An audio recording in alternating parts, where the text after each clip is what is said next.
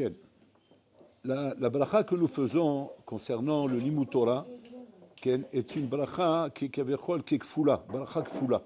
Bracha kfula, que les Chorans, on voit pas ça dans toutes les mitzvot. Chachamim lo tiknu bracha kfula ba mitzvot, bracha double. Ici, concernant le Limut Torah, on fait une bracha asher kideshan mislav sibanu, na'asok v'divrei Torah, asher bachar banu, et après la deuxième bracha, asher bachar banu b'kol amim. Et voilà, la question elle est pourquoi il y a une bracha kfula concernant l'Limut Torah? Pourquoi il n'y aurait pas cela dans les mitzvot? Tu mets les tfilim, là aussi, Asher Bachar Banu, tu fais mitzvot lulav, Asher Bachar Banu, tu t'assois dans la souka, Asher Bachar Banu, tu fais. Pourquoi Dafka dans l'Limut Torah? Alors là, il y a un yesod très important qu'il est important de comprendre dans l'Limut Torah avant même de s'adonner au Limut Torah. Avant même de rentrer dans l'Limut Torah, d'abord comprendre cette nikuda-là. Dans l'Limut Torah, à Israël, avant de recevoir la Torah, ils étaient kaviachol comme Bnei Noir. Ils avaient un digne de Bnei Noir. Digne de Ben Noir, il est khaya de Sheba Mizot. Un Ben Noir, Shaba khaya de Sheba Mizot. C'est-à-dire que le digne de Heshbon qu'on pouvait donner à un Ben Adam avant qu'il reçoive la Torah, c'est savoir combien il respecte les Sheba Mizot chez Bnei Noir. Et en fonction de ça, on pouvait dire cet homme-là, ou Ben Olamaba, ou il n'est pas Ben Olamaba. Ça, c'était le monde tel qu'il était avant de recevoir la Torah. Bon, il y a eu Abraham, Israël, Yaakov, chez M qui bloua l'atzmam, les mitzvot de la Torah, avant même de les avoir reçus. Mais, pour l'instant, notre statut, c'est un statut de Bnei Noir. Ce n'est pas un statut de Bnei Israël. Quand c'est qu'on est venu Bnei Israël, Yehudi, c'est une fois qu'on a reçu la Torah. Maintenant, la question qui se pose, c'est comme ça. C'est une chéla que demandent les Bali Moussa. Les Bali Moussa, ils se demandent comme ça. Quand un juif se pose la question, il se demande comme ça. Mi mechayevoti be mitzvot. Est-ce que c'est le fait de faire les mitzvot qui automatiquement me donne ce statut de Yehudi, ou bien non, c'est le fait d'être Yehudi qui me donne ce chiyuv de faire les mitzvot. C'est ça la chakira. Vous avez compris la chakira? Est-ce que c'est les mitzvot, quand je les accomplis, qui me donnent mon statut de Yehudi? C'est-à-dire que la nafkamina qu'il y avait entre Bnei Noir et Ben Israël, si tu fais les mitzvot, maintenant, il a chinami, maintenant tu es Ben Israël, tu n'es plus Ben Noir. Jusqu'à maintenant, tu es un Ben Noir. Un Ben Noir, il a 7 mitzvot à faire.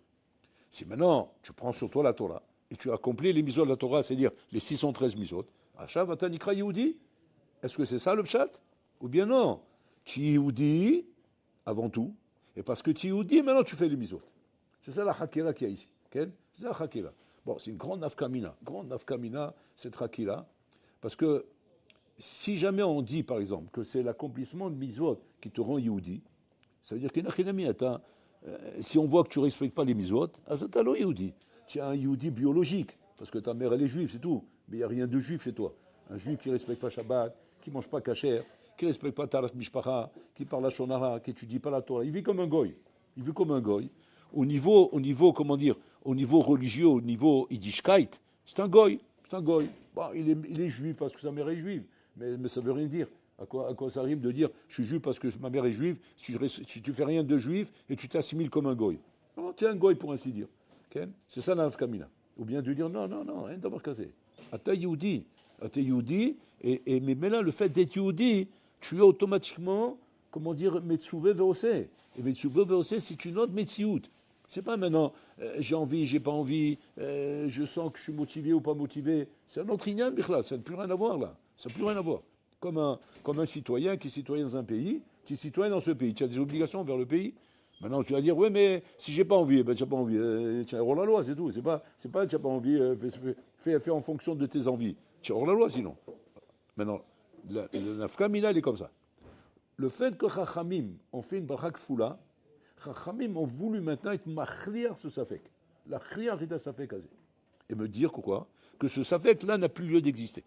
À partir du moment où Chachamim kavouk barak foula, Chachamim nous ont dévoilé par cela que le pshat est qu'on est Yehudi, et même là, on est chilami, on est chayav des mizot, par le fait qu'on est Yehudi, mais pas le fait qu'on fait les mizot, on est Yehudi. Donc on est Yehudi. Maintenant tu vas dire, Bema nachnu Yehudim, Bezeh shiatzanu b'Misraïm. Le fait de sortir d'Égypte, automatiquement le statut d'Yehudi, avant même de recevoir la Torah.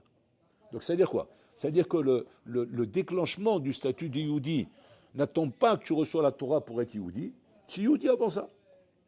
Et c'est pour ça d'ailleurs, ça on l'avait dit une fois et on le répète ici, C'est pour ça d'ailleurs qu'on fête le matin de Torah de Sivan et pas de Tishri. Le matin de Torah de Sivan, c'est pas un matin de Torah où on a eu la Torah. On n'a pas reçu la Torah en fin de compte. La Torah, elle était cassée. Je sais pas, ça Tammuz. C'est rien qu'à Kippour qu'on a reçu la Torah. Donc c'est là-bas qu'il aurait fallu fêter la Torah. Non, parce qu'ici, il y a autre chose. Là, on veut te montrer, Nachinami, cette notion-là, du Yehudi avant matin de Torah. Donc c'est-à-dire qu'à Sivan, tu fêtes le fait d'être Yehudi. C'est ce brit-là qui fait Shata Yehudi. Avant même de... Et Mimela, li chayab ilmut Torah. Mimela, li chayab li kayem ta Torah, li kayem ta mizot, v'roulé. Mais avant ça, je suis Yehudi. Maintenant, le travail, il est là, Rabotai.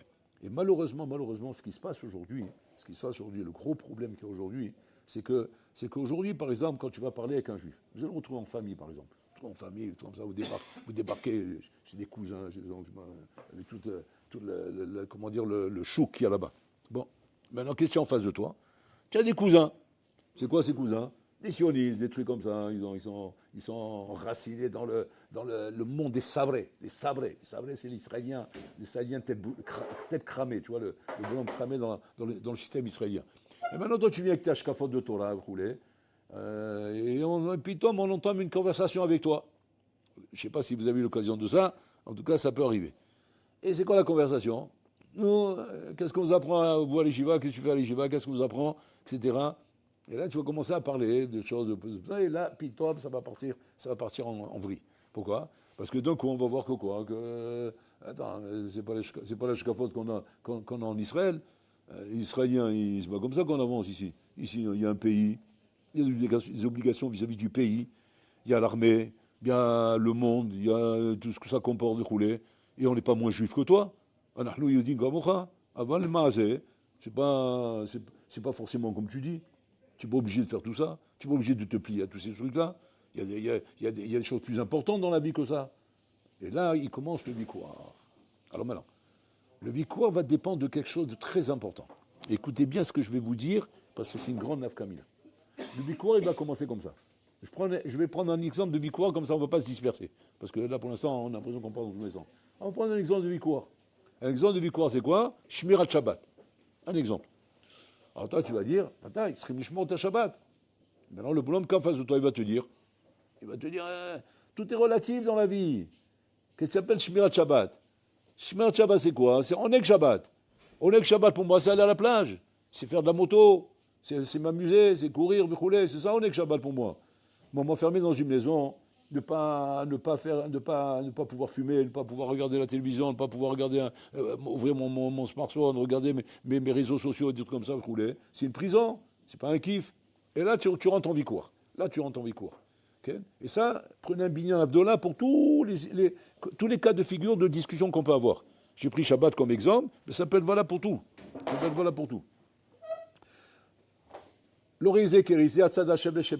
Le point commun de tous les vikourim va dépendre d'une chose. Tous les vikourim, que ce soit l'armée, que ce soit Israël, que ce soit les solis, que ce soit les filles, que ce soit les sorties, que ce soit les boîtes de nuit, que ce soit tous les sujets que tu peux entamer, où il va y avoir un vikouar entre la shkafa de la Torah et la shkafa de l'Israélien. Parce qu'aujourd'hui, c'est ça le vikouar. Aujourd'hui, c'est pas... en France, il n'y a pas de vikouar. En France, c'est des petits moutons. En France, c'est israélien, c'est ça vrai. Un petit français, en 2 temps, 3 mouvements, tu l'aimes... Comme un bomba, il reste plus rien. Après, tu l'as mis dans la bouche, il a fondu déjà. Les Français, ils sont gentils, mais ils n'ont pas la hargne. C'est pas des panthères. Les Israéliens, c'est une panthère. Ils ont à redire. Ils ont des tarnotes, ils ont des gnanim, ils ont des raisonnements. Et ils savent de quoi ils parlent. Ils sucent pas leur pouce. Alors moi, je vous parle de ce genre de bonhomme. Vous êtes en vie avec un bonhomme comme ça. On parle de Shmirat Shabbat, Shmirat Negia, par votre copine. Ne pas se balader dans des téléphones, dans des trucs qui ne sont pas cachers, rouler. Ou le bonhomme, là, Habibi, là, il va commencer à te déballer des trucs. Et là, toi, tu vas commencer à essayer de venir défendre l'ashkafa de la Torah, l'ashkafa de ce que tu as appris à l'Yeshiva, etc. Parce que, pour l'instant, c'est ta conviction. Et tu es en face d'un bonhomme où tu dois, Kavechol, montrer que tu es convaincu. Parce que sinon, il y a un problème. Parce que si le bonhomme en face de toi, il sent que tu n'es pas convaincu, tu as un problème. Là, le problème, il commence. Là, on va se retrouver devant une nekuda très chachouva, que vous-même, vous allez reconnaître. Quand tu rentres en discussion avec un bonhomme pareil, Il n'y a pas. Si tu n'es pas convaincu, tu ne pourrais pas être convaincant. Il faut que tu sois convaincu de ce que tu parles. Il faut que tu sois là-bas. C'est pas le vicouar qui va te convaincre. C'est toi qui dois être convaincu avant le vicouar. Le vicouar, ça va être juste un gilumita, ça raconte. Un gilumita, si tu es convaincu ou pas. Mais avant ça, il faut que toi, tu sois convaincu. Il faut que toi, tu saches effectivement que cet ashkafa que je suis en train de défendre, c'est l'ashkafa chez la Hama Yehudi. Ce n'est pas l'ashkafa de la Torah et des mitzvot. C'est l'ashkafa du Hama Yehudi. Malheureusement, on ne vient pas comme ça. Je vais expliquer l'erreur qu'on a. L'erreur qu'on a, c'est quoi? C'est qu'on vient défendre la Torah. Non, mais la Torah, elle a dit, mais c'est pas normal. L'autre, il dit, où c'est marqué dans la Torah? Mais ouais, mais comme ça, elle a dit la Torah. Mais non, mais jamais la vie. Et voilà, il y a ça et ça. Et lui, il t'amène des exemples. Tu vois, ils en ont des exemples. Parce que c'est pas des khmar. Ils ont étudié un petit peu, ils connaissent un peu le Tanakh, etc. Donc ils te balancent des exemples. Mais non, tu as mal compris, c'est comme ça, c'est pas comme ça, c'est comme ça, c'est pas comme ça. En fait, tu es rentré sur un terrain qui n'est pas bon. Et là, sur ce terrain-là, 90%, tu vas te faire avoir. Pourquoi tu vas te faire avoir? Parce qu'on ne cherche pas à défendre la Torah. La Torah, elle n'a pas besoin d'avocat. La Torah, elle n'a pas besoin de toi, la Torah. La Torah, elle est ce qu'elle est. Elle est ce qu'elle est, c'est une valeur telle qu'elle est, une vérité telle qu'elle est, et elle ne va pas être remise en question par ces hamars-là. On ne parle pas de la Torah. Alors tu dis, alors, si ce n'est pas la Torah, sur qui le vicouar alors? Le vicouar, c'est toi, le vicouar. C'est toi. Toi, viens, défends tes convictions. C'est tout ce qu'il faut, c'est ça qu'il faut voir. Parce que le bonhomme en face de toi, qu'est-ce qu'il est en train de défendre, lui? Lui, il défend ses convictions, lui. Simplement, tu l'as branché sur le terrain Torah. Alors, terrain Torah, ok, hein, tu veux qu'on parle de ça, mais on parle de ça. Mais sur ce terrain, c'est pas bon. Pourquoi c'est pas bon? Parce que regardez le problème qu'on a maintenant devant nous. On a un bonhomme, ouais, Rouven, et là, Shimon. Rouven, c'est le Chiloni, Shimon, c'est toi. Et Rouven, il vient défendre ses positions en tant que Berouven, en tant que Ben Adam dans la mission de la vie. Il a des convictions. Il a un malheur dans sa vie. Il a une façon comment il voit les choses. Et lui, il vient défendre ce point-là. Maintenant, toi, Shimon, au lieu de venir défendre tes convictions, tu viens parler de la Torah. Mais la Torah, elle dit comme ça, la Torah, elle dit comme ça. Alors lui, bon, il entend que tu viens avec ses armes. Alors il vient te montrer que tu n'as rien compris dans la Torah. Ça s'appelle comme ça, ça s'appelle comme ça, ça s'appelle comme ça. Il t'amène des preuves, il t'amène du Tanar, il t'amène du Nyanim. Et toi, à un moment donné, tu commences à perdre les pédales. Tu perds les pédales, pourquoi? Parce que, comment dire, tu n'es pas baki bemeachous, bekol, chelke à Torah. Pour arriver, le bonhomme à le cadrer, il ne puisse plus bouger. Il y a toujours des choses que tu ne connais pas vraiment, que ce n'est pas tout à fait clair dans ta tête, et que lui, il arrive à te mettre un doute, à te mettre un safek. Et ça se ressent tout de suite dans la conversation. On sent tout de suite que tu as un safek, que tu n'es pas chalem dans ta position. Donc, mets-la. Toi-même, tu ressors de là-bas en te disant, bon, je me sens pas à fond là-dedans. Ouais, il a réussi à me mettre des doutes, il a réussi à me poser des questions. Je ne sais pas, je n'ai pas su me défendre. Mais c'est une erreur. Où est ton erreur? Ton erreur, c'est quoi? C'est que la mitzvah du Yehudi, c'est ça qu'il faut défendre. Pas défendre la Torah. La Torah, elle n'a pas besoin de toi pour être défendue. La Torah, elle est ce qu'elle est. C'est une mitzvah en soi. Tu la connais ou tu la connais pas, c'est autre chose.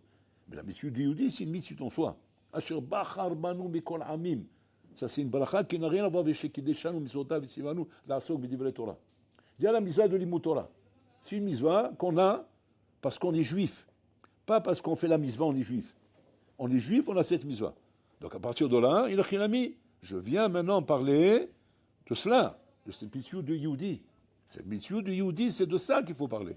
Et pas, Bichlal, de dire maintenant, la Torah, elle a dit que je suis obligé de faire ça. Il va dire, moi je fais ce que je veux, laisse-moi tranquille. Quand tu viens, mamash, avec un achinami, avec la conviction de Yehudi, puis Yehudi Rabotai, c'est une mitzvah qui est une mitzvah de l'histoire. On est sorti d'Égypte. En sortant d'Égypte, on est devenu Am Israël, on est devenu Yehudi. Ce peuple Yehudi Rabotai a reçu la Torah Be'ar Sinaï. Ce peuple-là est rentré en Eretz Israël. C'est pas, comment dire, Pitom. Israël existe quand? Depuis Yom HaAtzmaut. Combien de temps? On va dire 76, combien d'années? Yom HaAtzmaut, vous savez même pas, bon. Yom HaAtzmaut, 80 ans, on va dire, là, 80 ans.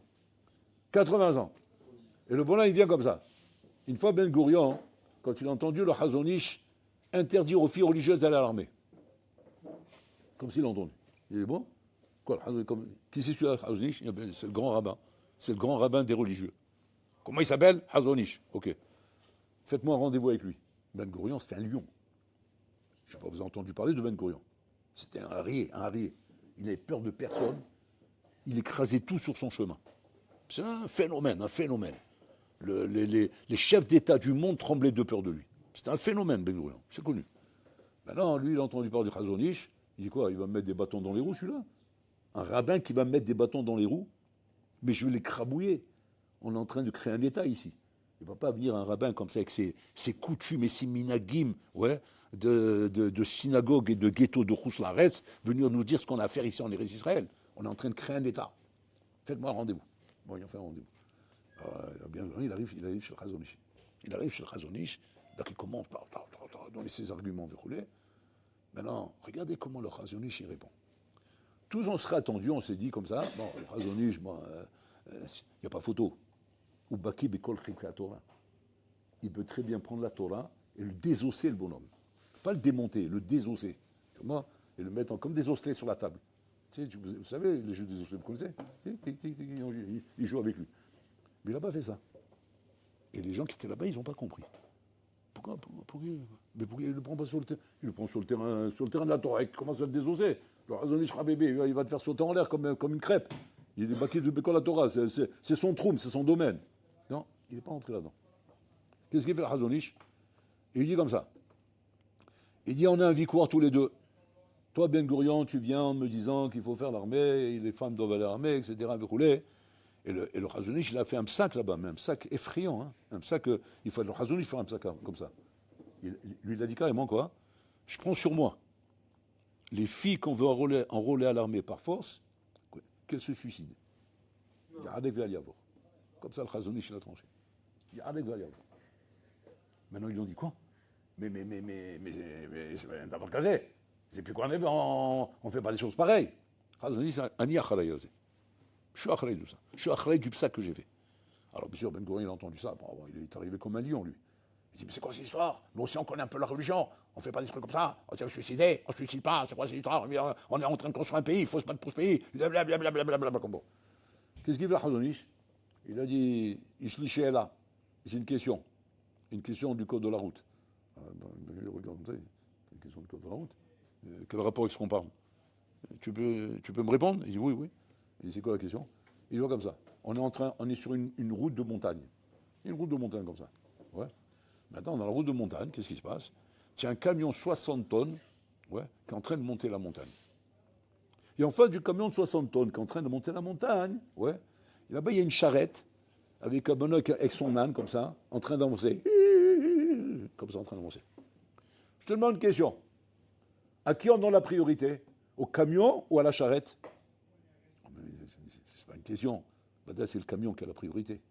C'est un camion de 60 tonnes, c'est un convoi exceptionnel.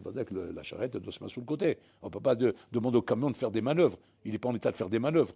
Ouais, donc qu'on le laisse passer, on se débarrasse de lui, après on continue la route. C'est plus facile de bouger la charrette. Donc c'est comme ça qu'il faut faire. Maintenant, il dit rien. Alors maintenant, Ben Gurion est très intelligent. Il a dit, qui c'est le camion, qui c'est la charrette? Tout de suite, il a compris ce qu'il voulait. Il a dit, je pense que c'est facile à comprendre, non? Il a dit, justement, non. Il dit, regarde, je vais t'expliquer. Vous avez combien, vous? Vous avez quoi? 10 ans, 20 ans? On parle au début de l'État d'Israël. Vous venez de naître, vous êtes encore dans les langes. Ouais. Moi, j'ai 3000 ans. Donc, je suis le camion de 60 tonnes. Je viens avec 3000 ans d'existence. Israël, c'est une nouveauté. L'histoire de Ham Israël, c'est pas une nouveauté, c'est une histoire qui a 3000 ans. Donc, c'est pas maintenant un État d'Israël qui va changer quelque chose au plan de cette histoire. Par rapport à ça, j'ai la priorité.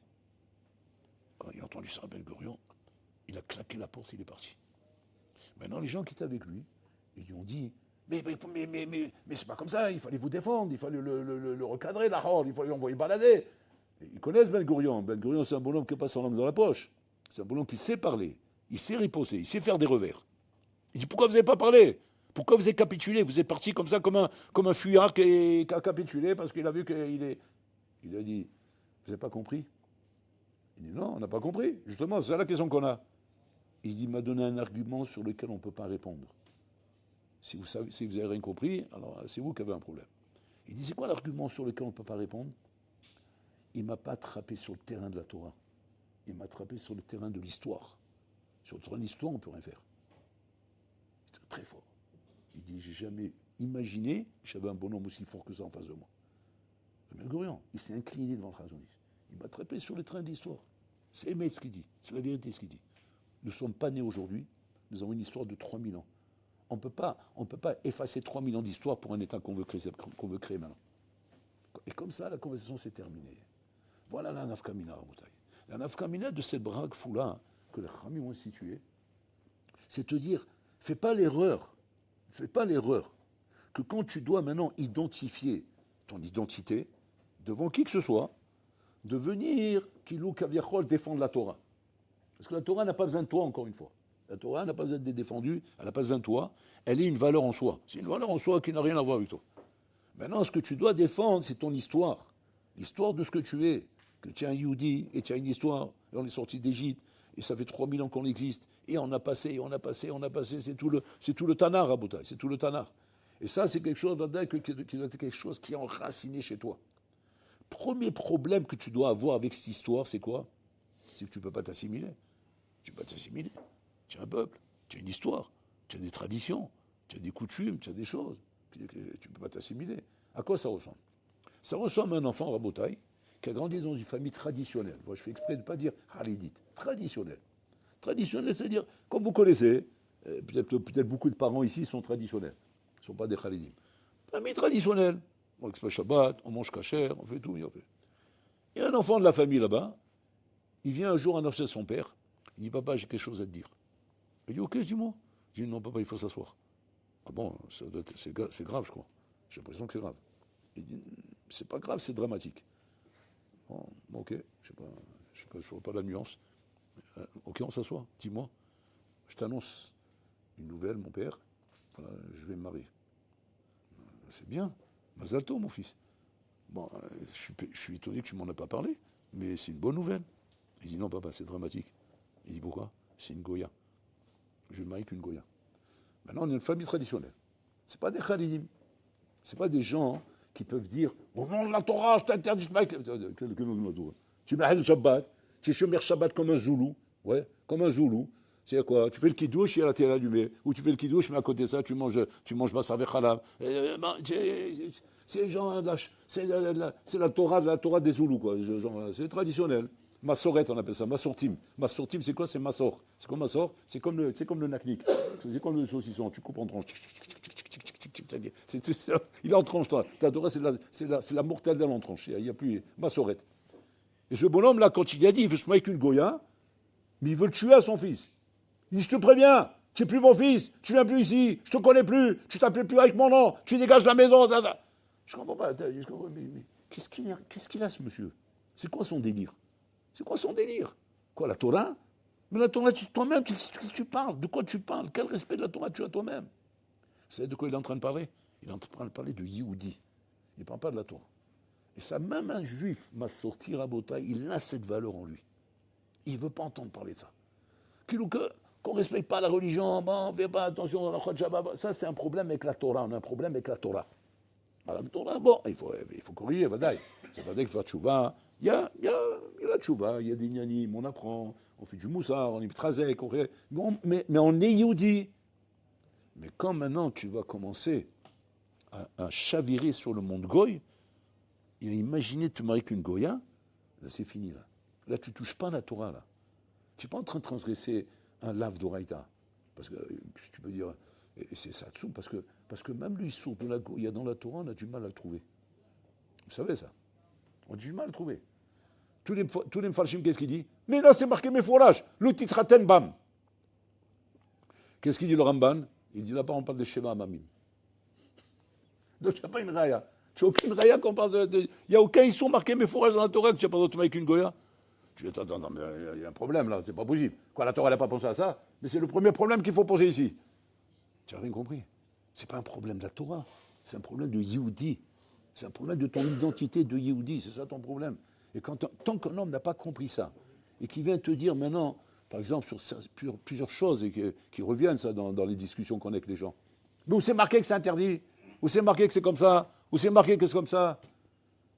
Toutes ces questions, Rabota, il y en a une réponse. Laquelle? Où c'est marqué? Yehudi.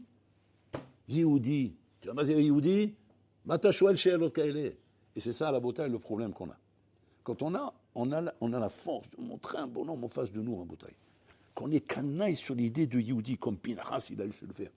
Pinchas, qu'est-ce qu'il a fait? Il a vu Zibri Ben Salou avec Crosby Bassouroui. Ils sont en train de faire znout dans la tente. El Mzolob, un bonhomme de 80 ans, oui, il a pris une petite pinette. Une petite, comme ça, une petite nana, comme ça, ouais, toute mignonne, comme ça, toute fraîche. Il est en train de faire znout avec elle dans la tente.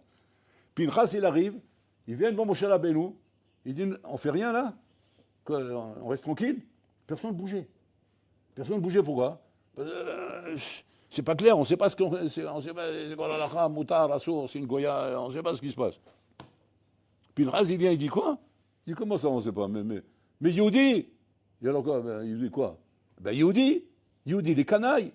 Et là, mon cher, il dit canaille pour Gimbo. Tu canaille, fais-toi le travail. Il part avec la lance, il les embroche tous les deux, fait de la brochette, oui, comme ça, comme ça, il les sort de la tente. Comment il les a sortis de la tente? Embrochés l'un dans l'autre, en train de faire la bille. Il montre ça au peuple. Attends, c'est pas bien, c'est pas beau, non, c'est pas beau. T'as un film porno comme ça, moi, je préfère le regarder dans mon fauteuil. Pas comme ça, c'est un film d'horreur, ça. Je sais pas, moi, il leur montre par là. Pinchas, il va leur montrer par là. Il va leur montrer là. יהודי לא יכול לקבל דברים כאלה, אתה יהודי חביבי, זה לא עניין של ההלכות של התורה או של הגמרא או של השולחן ערוך, c'est des choses que tu ne peux pas faire en tant que יהודי, et c'est ce qu'il a voulu montrer Pinchas ici en bataille. Et c'est ça la nikuda essentielle qu'il ne faut pas oublier et qu'on apprend de cette bracha kfula. אשר בחר בנו, אתה יהודי לפני תורה, avant תורה אתה יהודי. Et c'est pour ça que tu es יהודי, effectivement, avant d'arriver au Sinaï. Et ça c'est la mitzvah de Shavuot. On n'a pas encore reçu la Torah. Avant, on vient fêter Rabotai, notre massacre de Yehudi, qui va nous donner le sroud de recevoir la Torah. Shem Achinu Zaken. מחפש סימן צדקו יגיד תורה וידיר, יתגדל ויתקדש שמרבה.